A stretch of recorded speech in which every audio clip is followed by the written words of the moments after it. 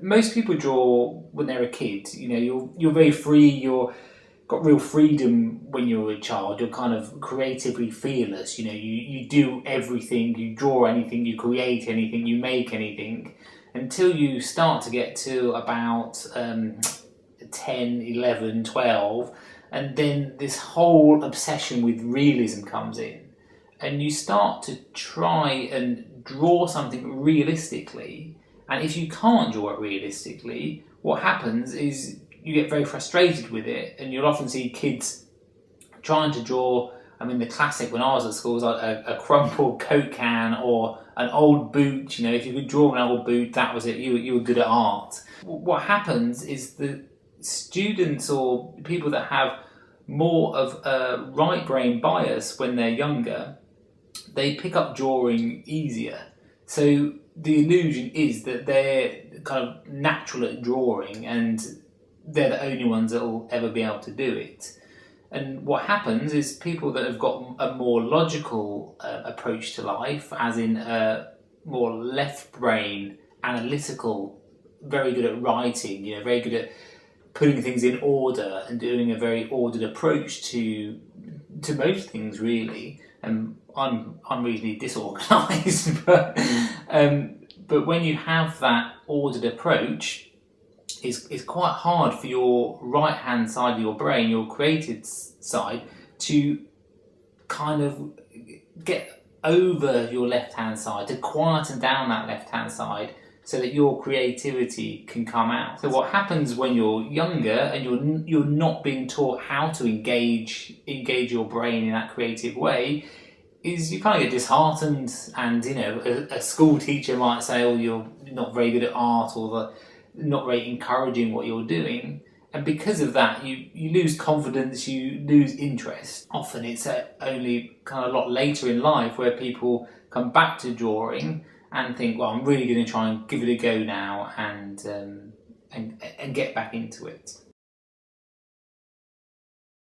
What I want you to do is grab a piece of typing paper, a 3B pencil, and I want you to draw a cloud. Not from looking out the window, not from looking at anything, just to draw a cloud. Okay? I'll wait for you to do that. Okay. Does it look anything like this?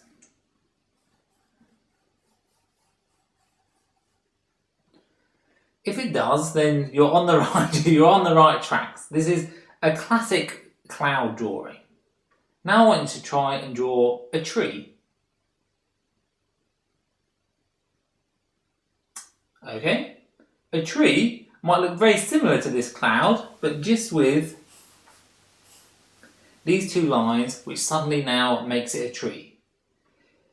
Often these images, you know, these symbols that you do as a child and that are encouraged, you know, when you're a kid and you start to draw a house, and this way of drawing is kind of perpetually reminded on you when you're a child, is that is how these things look.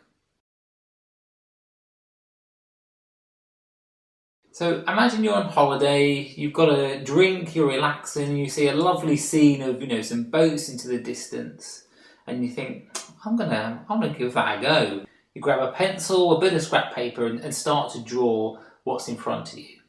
And more often than not, the first thing that you start to draw is actually pretty accurate, it's pretty spot on to what is there. But the more you draw, the more it gives your left-hand side of your brain, that logical side that likes to label things, it gives it a chance to try and help you out. You know, it's always trying to put things in order and help you in your drawing. So if you see a boat and it starts off okay, but then you get to a perceived tricky bit, your left-hand side of your brain will say, hang on a sec, Will, don't draw it. I know what this looks like. I've seen a boat before. And so it pulls back that memory of a boat, and you kind of get lazy. You stop observing what's there, and you start to rely on that memory to try and finish off your drawing. What this means is you end up with a drawing that the start of it, parts of it look really good, And then other parts, you think, what happened there? I don't know why it's suddenly gone off. And it's because the more, like the closer you are to a subject, as in if you think of portraits, portraits are very hard to draw. One of the hardest things, because when you think of an eye or a nose or a mouth, they're such loaded words. You instantly think of something visual, and because you think of that visual shape or that visual memory, it's very, very hard when you're trying to draw something to forget about that.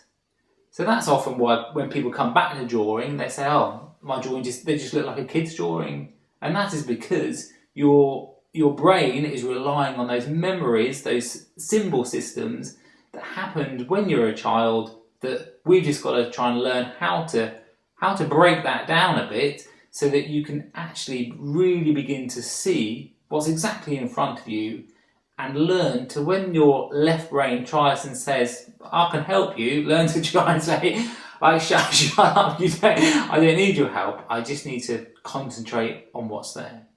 So the first thing we're going to look at is the amazing power, really, of upside down drawing, and how this can really help you to try and understand and crack the concept and the principles of drawing.